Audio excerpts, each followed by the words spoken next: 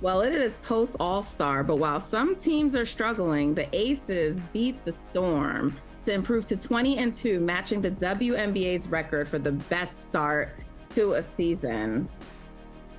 And they're just gonna keep getting better. I mean, they're literally on their way to making the 29 game win in a regular season, which is the record held by the Phoenix Mercury. And they're just chilling. They're having a great time. Now, don't get me wrong. Yes. Do we think they're going to surpass that, the 29 wins?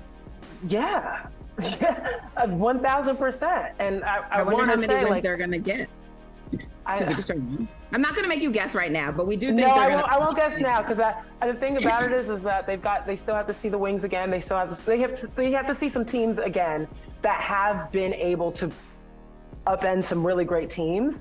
What I'm very curious about is any night, though, could be any other W team's night, right? Outside of the Aces, the rest of the league is just kind of like any night a team can come in and get a win, or stumble and fall and let a lesser team beat them. So I'm very curious if there's any teams that kind of have targets on the Aces back to be that team that can get them to stumble and fall. But knowing that Candace Parker was just listed as out, I don't think that makes a big impact on what the Aces can do. They're so stacked and so versatile in the way that they can perform.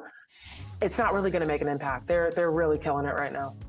I do wish and that's Candace so Parker crazy. gets better soon. Yeah, definitely hoping for Candace to be better, but it's a testament to how great they are. One night they didn't have Kelsey Plum, didn't make a difference.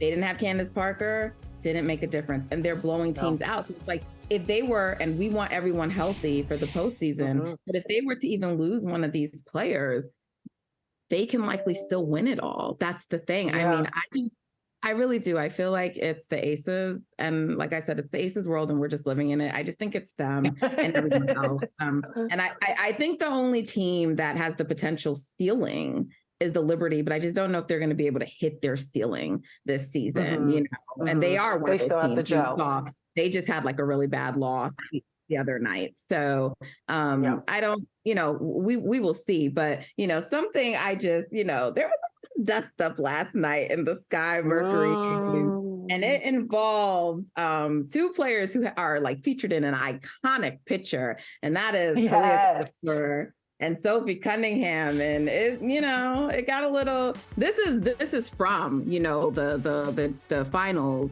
a couple of years ago when they played, but, you know, last night they were playing and, you know, it was a debate whether, you know, Sophie was going for the ball, but it looked like she grabbed at, you know, Talia Cooper's legs. And, you know, it just, these two and they're back and forth, you know, it's just, it's a fun thing. So I'm like, I'm here for it. I'm not here. Right.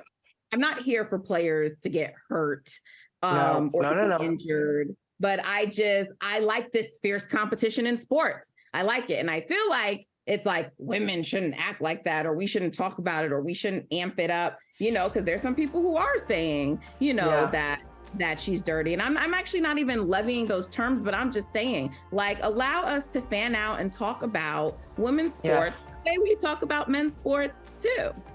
That's right. Women's sports needs that freedom to have villains, to have dirty players, to have dirty plays that you can call out. If you can do that in the NFL and call out a dirty play and still buy that player's jersey, let us do that in the women's game too. It doesn't need to be a tea party.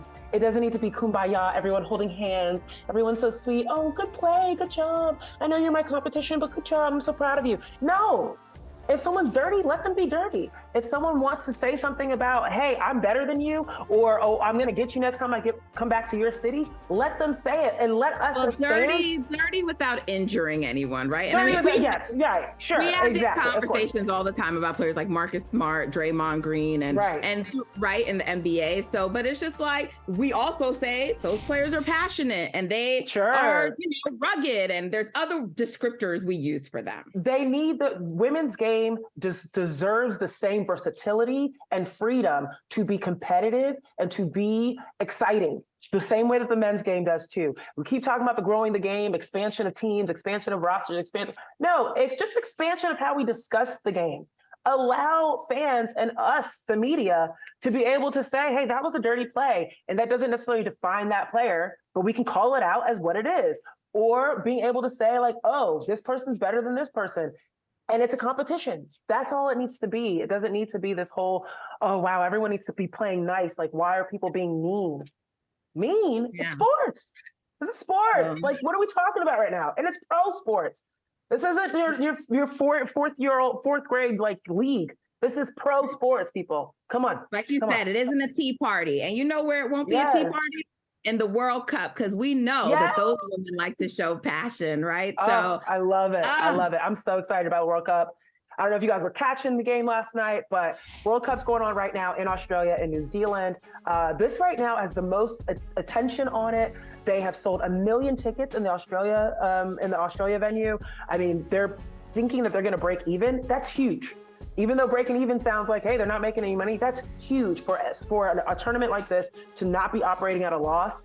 For them to have prize money, they've gone up 3x in the prize money for the women. They're still working to get to the level of the men, and their goal is to get there by 2026, is according to FIBA. But they're extending the game and they're expanding the game, and I'm really, really excited for this year's tournament because brands like Nike, all these huge brands are getting behind it. And that is the support that the women's game needs to get the visibility and the support from the fans and get everyone excited. So tune in.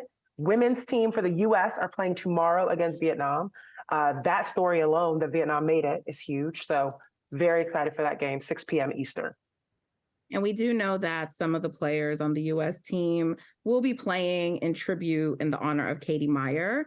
From Stanford, who died by suicide. So Naomi Guillermo wrote an amazing tribute to her, and they will be honoring her as they play and try to get another win for the U.S. in the World Cup. Oh, yes, the game is...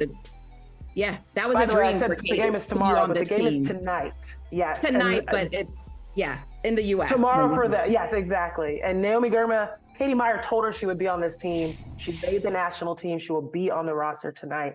They're working around mental health and wanting to support that initiative. So playing for the world, playing for the U.S., and playing for their friend, it's all beautiful. I'm so excited for the World Cup.